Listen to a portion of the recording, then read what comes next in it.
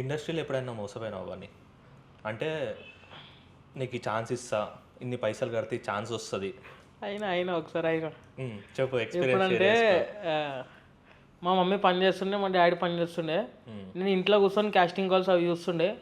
ఇట్లనే ఒక నంబర్ దొరికింది, వాళ్ళకి ఫోన్ చేసిన, ఆఫీస్ రమ్మన్నారు. పోయితే నువ్వు పైసలు కట్టు, నీకు ఫోటోషూట్ చేస్తాం అది అనగానే నేనేం చేసిన, అక్కడ పోయేసి మా మమ్మీ ఏడైతే పని చేస్తా ఆడికి పోయి మా మమ్మీని దమ్ చేస్తున్నా పైసలు అని. మా మమ్మీ ఏం చేసింది, కమ్మలు ఉంటాయి అవి తీసి ఇచ్చేసింది. సో అది గిరి పెట్టి అప్పుడప్పుడు స్పాట్లో 10,000 తీసుకొని అని కట్టిన. వాడు ఏం చేసిండు, నెక్స్ట్ డే బట్టలు తెచ్చుకోమన్నాడు. తెచ్చుకున్నా, ఫోటోషూట్ చేసిండు, మస్తు దింపిన ఫోటోలు. ఆ ఫోటోలు అటే ఎటువంటి ఇంతవరకు పతకలేదు భయ. నీకు పంపలేదు? పంపుడు కాదు, పైసలు అటే ఫోటోలు అటే. ఆడు ఏడున్నాడు తెలియదు ఇప్పుడు. మళ్ళీ నువ్వు పోయి ఏం అడగలేదు? Office lock. సో ఇట్లా అవుతుంటాయి స్కామ్. ఎన్ని ఇయర్స్ బ్యాక్ అయింది ఇది?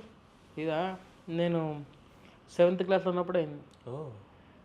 నేను ఒక్కనే బస్సులో పోయినా ఆఫీస్కి, నేను ఒక్కనే పోయినా. బాగానే డేర్ ఉంది నీకు. ఒక్కొని పోయేసి అంత మాట్లాడిన అది చేసిన, మళ్ళీ పోయి పైసలు అవన్నీ ఏం కానీ కథం ఆడ అటే 6 గంటలకే అటే చాలా ముందు ఆఫీస్కి. చాలా ముందు ఆఫీస్కి. అయ్యా మా మమ్మీ ఇక అప్పుడు బాధ అనిపించింది. మా అమ్మాయి ఏమనలే భయ, ఎందుకంటే వాళ్ళకు కూడా ఇంట్రెస్ట్ నా కొడుకు ఈ స్టేజ్లో ఉండాలని. కాబట్టి ఏం తిట్టలేదు కూడా? ఏమన్నా వాళ్ళు ఏమంటారు భయ, నేను చేసినా మోసం వాళ్ళు చేసిరా, వాళ్ళని తిట్టుకురలే, అది పర్సనల్. గలీజ్గా తిట్టుకొని ఉంటారా వాళ్ళు? అంటే బీపీలు వేసుకుంటాం అలా చెప్తా. వద్దులే, మా ఆడియన్స్ స్మూత్.